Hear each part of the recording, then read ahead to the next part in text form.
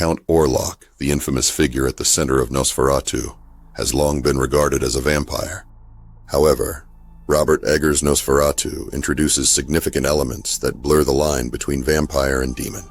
While Orlok was originally conceived as a thinly veiled knockoff of Dracula in Nosferatu, 1922, Eggers' interpretation adds demonic traits that go beyond traditional vampirism.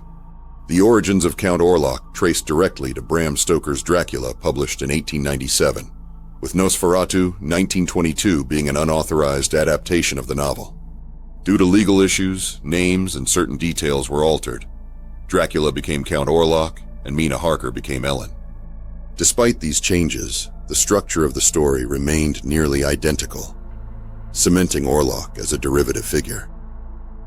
However, Eggers' Nosferatu significantly departs from both the 1922 film and Stoker's novel by making Orlok something far more ancient and supernatural. Unlike Dracula, who was always depicted as a man-turned-vampire, Orlok is portrayed as an entity that transcends simple vampiric lore, possessing abilities and characteristics more akin to a demonic force. Throughout Nosferatu 2024, Orlok is frequently referred to as a demon rather than just a vampire. The film leans into this heavily, with multiple characters, especially Willem Dafoe's Alban Eberhard von Franz and Ralph Ineson's Dr. Wilhelm Sievers, explicitly calling him a demon. This isn't just a throwaway reference. It is reinforced through his supernatural powers, grotesque form, and psychological influence over Ellen. Orlok's abilities in the 2024 film go far beyond what is traditionally associated with vampires, even in Stoker's original novel. His connection to the Scholomance, the mythical Carpathian school where the devil teaches magic, further cements his demonic nature. According to Eastern European folklore, the Scholomance trained sorcerers known as Solomonari, powerful magic users who could summon storms and ride dragons.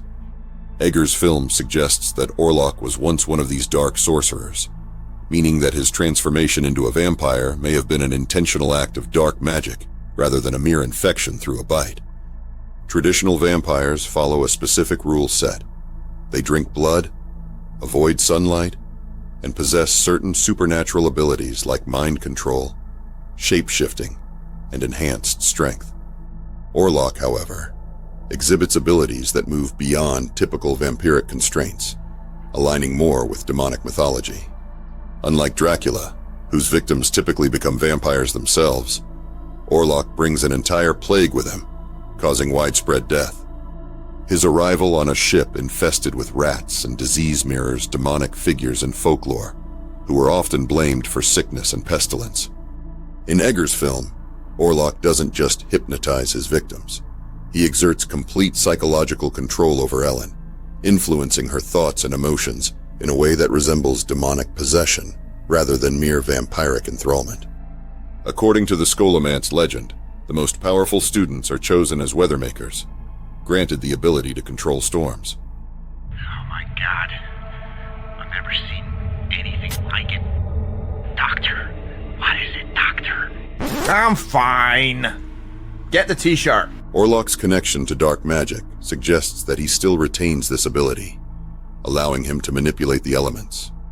If Orlok was once a Solomonar, he would have been trained to ride dragons, specifically the Zmu or Balaur, two serpent-like creatures from Romanian mythology. Unlike Dracula, who maintains a youthful form through blood drinking, Orlok appears to be in a state of perpetual decay, more akin to a demonic corpse than an immortal vampire. One of the key aspects that sets Orlok apart from Dracula is his method of influence. In Bram Stoker's Dracula and many other adaptations, Dracula seduces his victims, particularly women, with a blend of charm and supernatural hypnosis. Orlok, by contrast, does not seduce. He corrupts. Ellen's connection to Orlok is not one of romantic fascination, but of psychological deterioration, making her experience feel closer to possession than traditional vampire enthrallment. This aligns more with demonic folklore, where evil spirits infiltrate the minds of their victims, feeding off their despair and madness. Ellen's slow descent into a trance-like state, her connection to Orlok that dates back to her childhood, and her final moments of surrender to him, all mirror the kind of demonic hauntings seen in films like The Exorcist. Eggers' Nosferatu also incorporates elements of cosmic horror, making Orlok feel more akin to an eldritch entity than a simple vampire. His grotesque, corpse-like form, his seemingly limitless power, and his ability to warp reality itself all resemble the kinds of ancient, unknowable beings found in H.P. Lovecraft's works. Unlike Dracula, who is still bound by some form of humanity, Orlok feels utterly otherworldly. This is emphasized by the way he is introduced in the film. Orlok does not appear as an elegant nobleman like Dracula, nor does he blend into society. Instead, he lurks in the shadows like an unholy specter, a being whose very presence distorts reality.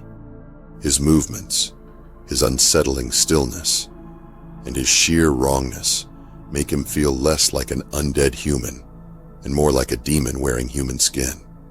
While Orlok was originally nothing more than a bootleg Dracula, Nosferatu 2024 redefines him as something far more terrifying. Eggers leans into Eastern European folklore, specifically the legend of the Scholomance and the Solomonari, to frame Orlok as a supernatural entity that predates traditional vampire lore. His powers of mind possession, storm summoning, and plague bringing place him closer to a demon than a vampire, making him a unique horror icon distinct from Dracula. So what do you make of the revelation that Orlok might be a demon? Please leave a comment below. Also, check out the I'm Fine t-shirt in our store, the perfect gift for sci-fi fans. Until next time, stay frosty and alert.